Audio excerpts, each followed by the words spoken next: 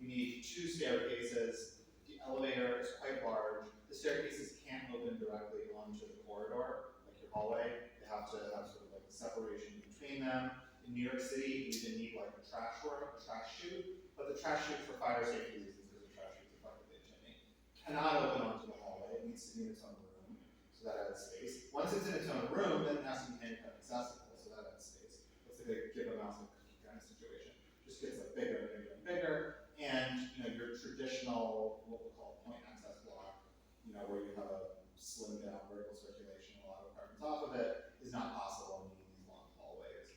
So right now we're like trying to commission some very expensive fire studies. If anyone has like $100,000 to like sort of prove that like a single stair building with a small footprint is as safe or safer than a huge huge hallway with 2 staircases, and you gotta like it's like a maze to try to find the stairs. And then on the research side, this is off the record, please. I'm working on a research report about elevators. Elevators in North America tend to be about 3 times as expensive as elevators in Europe for reasons of size. They're quite large.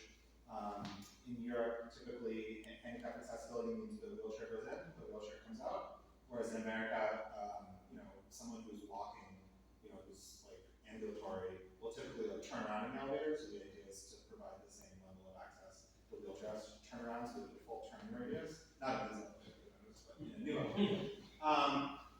And then also we require them to fit into a structure. At first the structure was 6'4". Is anyone here taller than 6'4"? No. Now the structure has to be 7 feet. I don't know why they decided that. It's not the case in like the Netherlands where the people are even taller than there. So it has to fit this fully extended structure.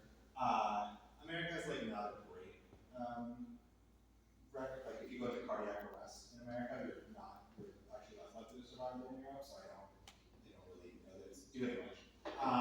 So the size of it is much larger. The labor situation is incredibly difficult. The elevator union is quite powerful and has won quite a lot of feather bedding on the elevators. Like there's quite a lot of prefabrication that's not allowed to occur in America. That is in other countries. Generally, our elevator codes are just behind.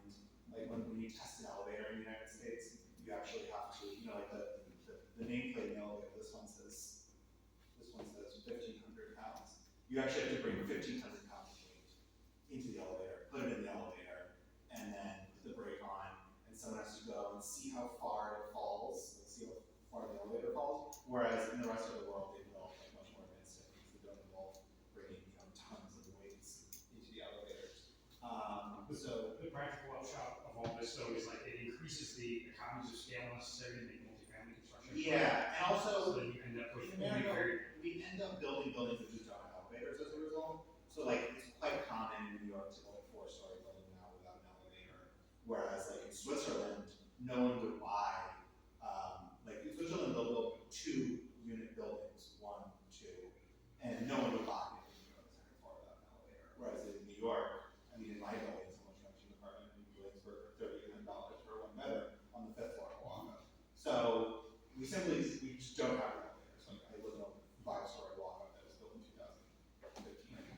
But like elevators and trash rooms, and then also the extra corridor space. Yeah. Next thing you know, you need to assemble a really large lot. Yeah, the lot just gets bigger and bigger and bigger. In the rest of the country, they'll typically just not even build the apartment buildings. If you have a moderate density zone, you'll just build a bunch of townhouses. And townhouses are not very efficient, and there's lots of stairs in them. They're not accessible at all. It's just, they're not really an ideal housing form. Like the rest of the world is settled on like small apartment buildings. For any building that has elevators, the elevators are usually the biggest line item maintenance issue. Yeah, it's a large cost. They typically cost about $7,000 a year to maintain. It shouldn't be that expensive. Yeah, can maybe scroll to the first side diagram. Yes. So the double loaded corridor